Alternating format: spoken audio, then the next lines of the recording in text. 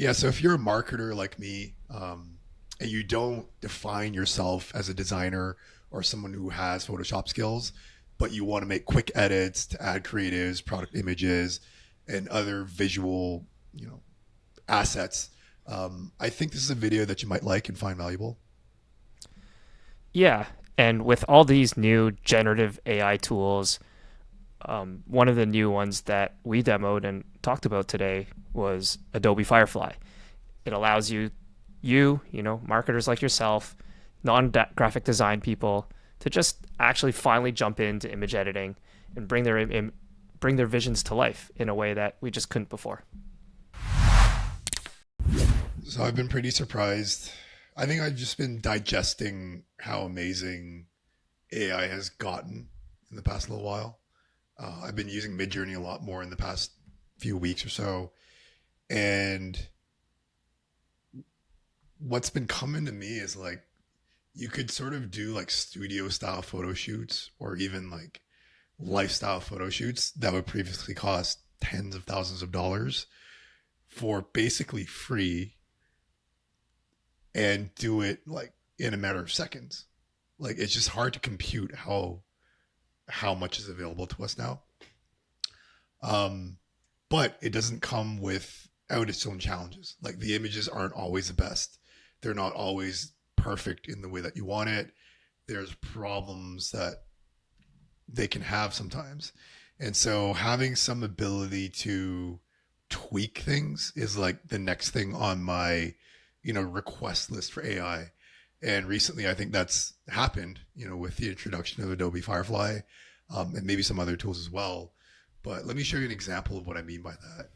So if we were to take a look at this image over here, um, this is sort of like a product lifestyle photography, like customer generated content style photography, right?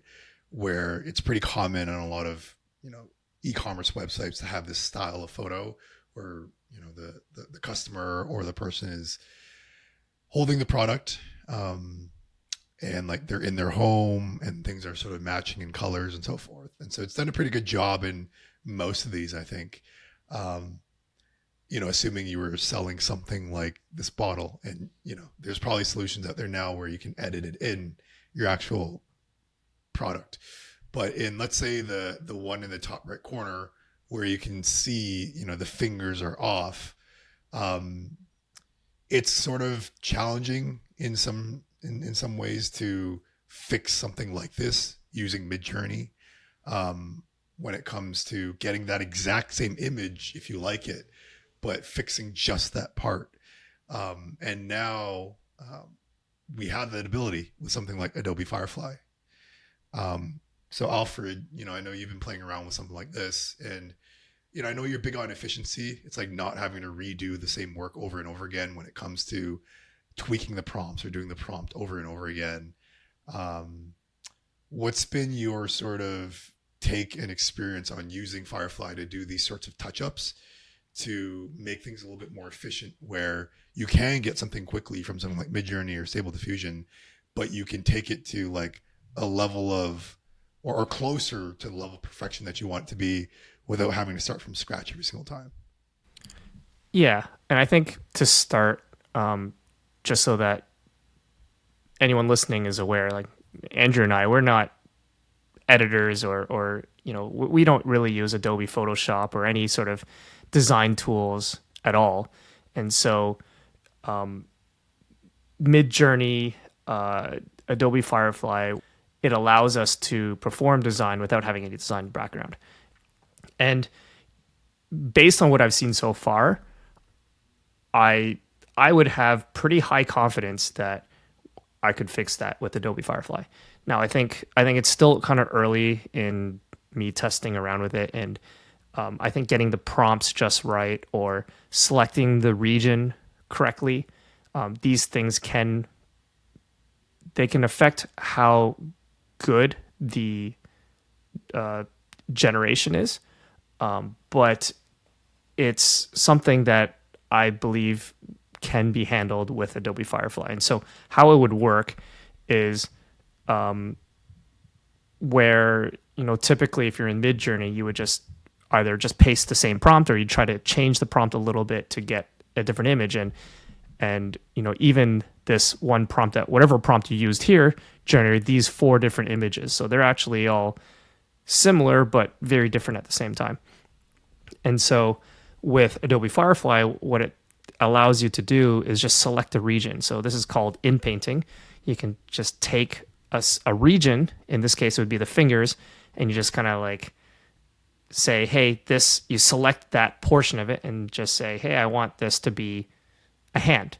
And then it'll regenerate. And if it doesn't look good, then you can try again. And you can just iterate on that one small section instead of having to do it on the whole image itself. Yeah, and I think it's kind of cool because let's say, we switch over and take a look at this one. Let's say you're a fashion brand and you're wanting to get some, you sell graphic tees and you're wanting to get some lifestyle shots of your graphic tees. And you get something like this where it's like, maybe a mom and her baby, but the baby was instead, accidentally half a dog, right? So let's say you want to make a few edits here. One of them is maybe you want to edit the design out. So that's something that could probably be easily done through Firefly. Her thumb is missing here, or it's sort of tucked away. Maybe you'll want to get that in so that it looks a little bit less cut off. And then here with the baby, you can either decide whether you want it to be a dog or whether you want it to be a baby. So that's something in between. And so I think it's just really cool where it's like, this might be the photo that like you like for whatever reason and you want to use it, but you either don't have the skills, or even if you do have the skills, maybe it just takes way too much time to fix something like this. Like maybe previously it would take 3 days to redo a photo like this.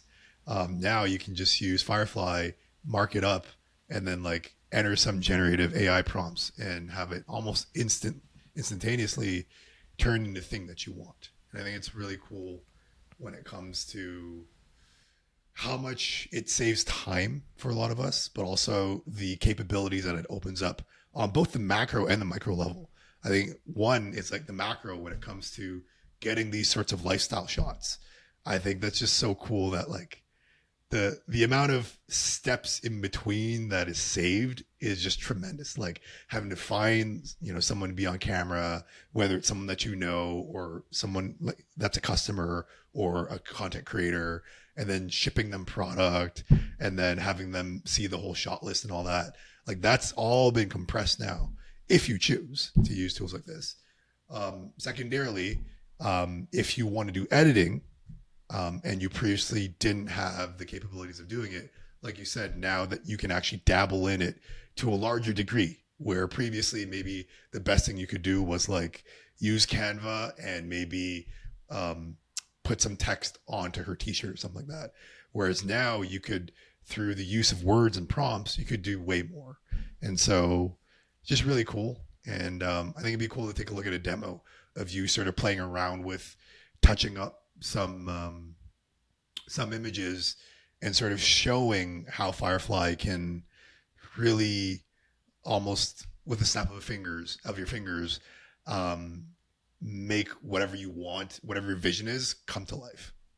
Yeah, let's take a look at that. We can take a look at the image that Andrew was showing us earlier in Adobe Firefly. And there's actually 2 ways to access Adobe Firefly. One is through their browser web app, which is what we're looking at right now, and their desktop app, which we'll take a look at afterwards. What makes Adobe Firefly interesting is their ability to do what's essentially editing of images, which they call in-painting. Normally, when we're generating images with Midjourney, you would put a prompt in and generate an entire image. And with Adobe Firefly, you can also do this. But with in-painting, we can actually focus our attention on a specific region. So for example, if we want to remove this design because we want a blank shirt and put our own design on afterwards, we can just highlight that region, say remove, and it'll be removed. So let's wait for this to get processed. There we go. And we have a few different options. They're all just a little bit different, but as you can see, looks really good. And it's as simple as that. We've removed the design. If we wanted to do that normally, that's probably a pretty advanced technique and one that certainly I wouldn't know how to do because I'm a complete beginner when it comes to image editing. We can look at another example where we can remove this child dog hybrid and replace it with an actual dog. So let's just select this region here that we want to change. And then we can write our prompt here. So dog facing camera being hugged by a woman. So let's try that. That doesn't look quite right, but we have some other options here. This hand looks a little bit strange. We can try to generate a few more. I think this one looks best, so we can stick with this one and say keep, and there we go. It's as simple as that. We can change the background as well if we want. So we can say put them in on the beach. So woman and dog relaxing at a sunny beach. And we have a few options here.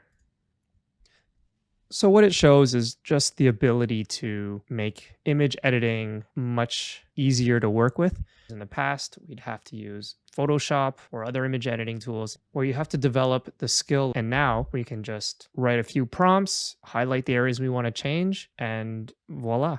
We can also take a look at the Adobe Photoshop app where we can do much of the same things with the added tools that come with Adobe Photoshop. So this is the beta version, which has the generative AI tools available. But what we can do is something very similar to the editing that we did in the web app is, so we can, for example, highlight this region here and say we want to remove it. And similarly, it'll give us a few options to choose from, and we can select the one we like best. So we can stick with this one. They all look pretty similar. I think this one looks pretty good. What you can see here is that there's now a layer from the generative AI in painting that we just did. We can hide the layer and we can show the original image and show it back, and it'll just place it on top. And so it allows us to kind of roll back or forward whichever changes we like, and gives us a lot more flexibility to work with the image than with the web app. Especially if you know how to use Photoshop, then you have all of the Photoshop tools available for you as well. If you're like me though, and you don't really know how to use Photoshop too much, you can stick with AI and still get a lot done with it. So for example, we change the image on the shirt. What we can do is we can also change the dog child hybrid into an actual dog, similar to like what we did on the web version. Our prompt was a dog facing the camera being hugged by the woman. So let's see what kind of results we get from this. These look pretty good. Yeah, so we can go with, say, this dog here, and we have a pretty good image there. Let's say we want to change the background like we did previously with the web app. We can use the quick selection tool and just select the background here. It's not quite working in this region. I'm not familiar with Photoshop, so I'm not sure why the quick selection tool isn't able to do that. So why don't we use our lasso tool and just work our way around? This most likely isn't the best way to do this. But again, if you're just a beginner with Photoshop like I am, maybe this can do the trick. Let's work our way around, get some of the leg in there. And so this may not turn out very good, but I've selected the inside and I want to inverse it now. Okay, so now we've selected the outside regions, and let's try something similar. So a woman and dog sitting on a sunny beach. And let's see what kind of options we get from this.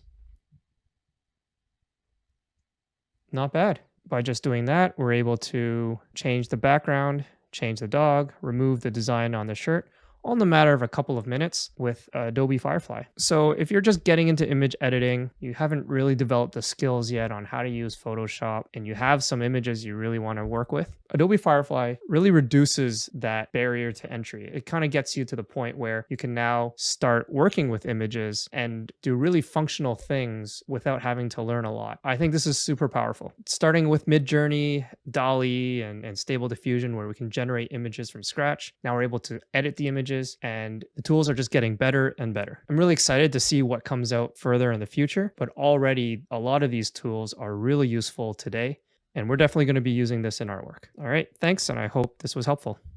Thanks for watching to the end of this video. Please like and subscribe to help us out. If you want help with implementing AI tools into your business, leave a comment with "the prompted" below and we'll reach out.